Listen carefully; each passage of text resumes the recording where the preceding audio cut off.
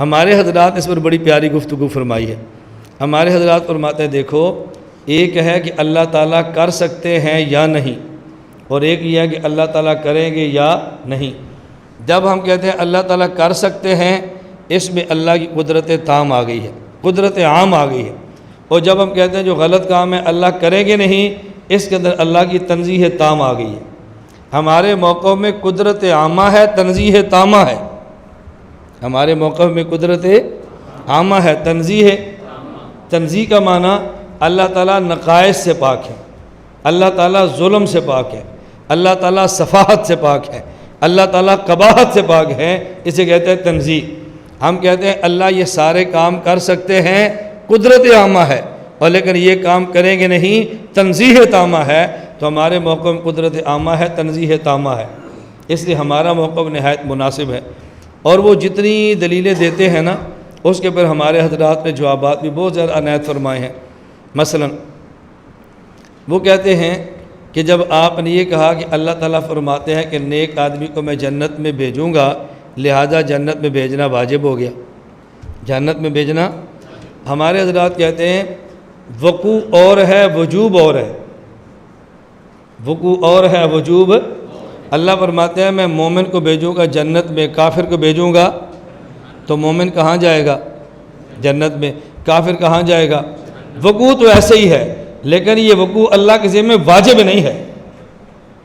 تو کسی چیز کا وقوع ہونا اور ہے، کسی چیز کا وجوب ہونا، عدم وقوع کو لازم نہیں ہے، اور وقوع یہ وجوب کو لازم نہیں ہے کہ جو چیز واقع ہو وہ واجب بھی ہو۔ بات سمجھ آ رہی ہے؟ جو چیز واقع ہو وہ واجب بھی ہو۔ اس لیے ہمارے حضرات کہتے ہیں آپ اس کو اللہ کے ذمہ واجب نہ کرو۔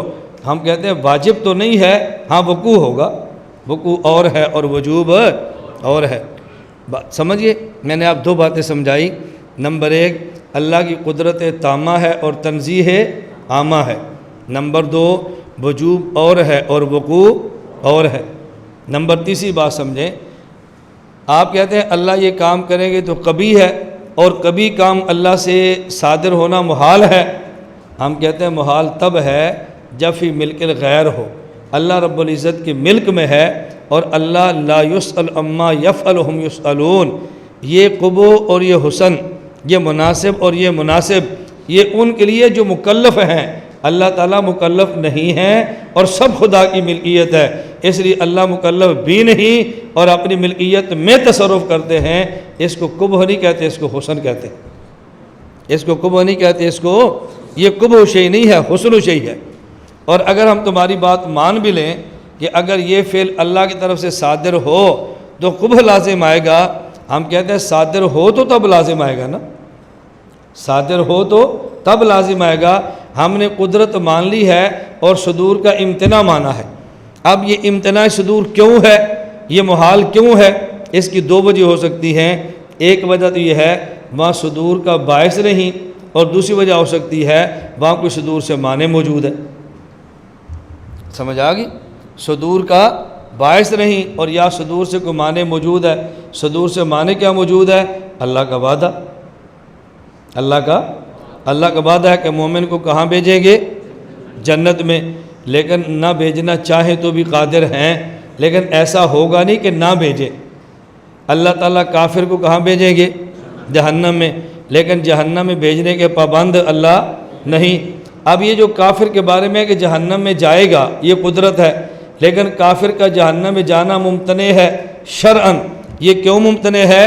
کیونکہ اللہ نے خبر دی ہے، اور یہ خبر ایسی چیز ہے جو مانع عن صدور ہے، خبر ایسی جو مانع عن صدور ہے۔ اب بات سمجھ آ رہی ہے؟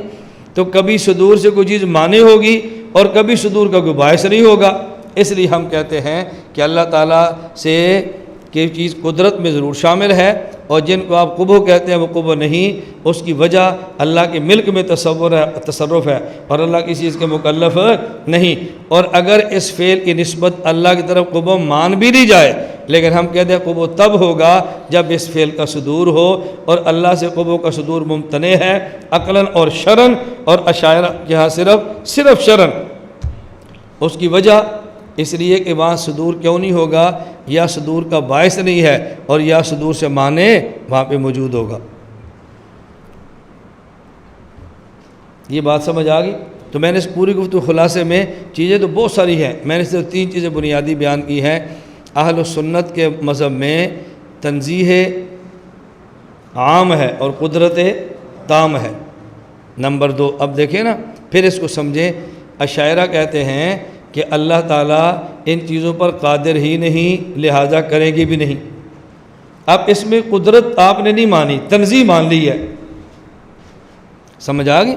اللہ نے فرمایا کہ مومن جنت میں جائے گا، وہ کہتے ہیں ضرور جائے گا، اللہ اس کے خلاف کرنے پر قادر نہیں۔ کیوں؟ اللہ اگر مومن کو جہنم میں بھیج دیں، یہ نقص ہے، یہ عجز ہے، اللہ جنت میں کیوں نہیں بھیج رہے؟ نقص ہے اللہ کا، خلاف عدل ہے۔ ہم کہتے ہیں جب آپ نے یہ کہا کہ مومن جنت میں نہیں جائے گا ابداً اور کافر جنت میں نہیں جائے گا کبھی بھی، اس کے خلاف کرنے پر ہم قادر نہیں مانتے، تو آپ نے قدرت کی نفی کر دی نا، اور تنزیہ آپ نے مان لی کہ اللہ نقص سے پاک ہے۔ اور جو ہمارا موقف ہے اس میں قدرت بھی تام ہے، تنزیہ بھی تام ہے۔ تمہارے موقف میں قدرت تام نہیں ہے، تنزیہ تام ہے۔ اب بتائیں کہ زیادہ بہتر کیا ہوگا، کون سا موقف اختیار کریں جس میں قدرت بھی ہو اور تنزیہ بھی ہو؟ اب اللہ کی شان کے لائق کون سا زیادہ بہتر موقف ہوگا، جس میں قدرت بھی تام ہو، تنزیہ بھی تام ہو، یا شان کے لائق یہ موقف ہوگا قدرت کو تام نہ مانے، صرف تنزیہ کو عام مان، صرف تنزیہ کو تام مانے اور قدرت کو عام نہ مانے؟ ہم نے کہا نہیں، یہ بہتر موقف اللہ کی شان کے لائق یہ ہے کہ قدرت کو عام مانے اور تنزیہ کو تام مانے۔ اور دوسری میں نے بات بڑے اشاروں میں سمجھائی ہے کہ جیسے معتزلہ کہتے ہیں کہ اللہ کے لیے مومن کو جنت میں بھیجنا واجب ہے اور کافر کو جہنم میں بھیجنا واجب ہے، ہم کہتے ہیں وجوب اور ہے اور وقوع اور ہے۔ مومن جنت میں جائے گا، کافر جہنم میں ہی جائے گا، لیکن اللہ کے ذمہ واجب نہیں ہے، اور عدم وجوب سے عدم وقوع نہیں ہوتا۔ دنیا میں کتنی چیزیں ایسی موجود ہیں جو واجب نہیں ہوتی واقع ہوتی ہیں، واجب نہیں ہوتی واقع ہوتی ہیں، کتنی چیزیں ہیں۔ اور تیسری بات میں نے آپ کو عرض کی ہے کہ معتزلہ کہتے ہیں اگر ہم یہ بات مان لیں کہ اللہ کافر کو بھی جنت میں جو خلاف عدل ہے اور مومن کو جہنم میں جو خلاف عدل ہے، تو یہ قبو ہے، اور اللہ کی طرف قبو کی نسبت کرنا یہ محال ہے اور مناسب نہیں، نقص ہے۔ ہم کہتے ہیں دیکھیں یہ قبو تب ہے کہ جب اللہ کے ملک غیر میں تصرف کریں، اللہ اپنی ملک میں تصرف کرتے ہیں اور اللہ مکلف بھی نہیں ہے، پھر حسن اور قبو کا سوال ہی پیدا نہیں ہوتا۔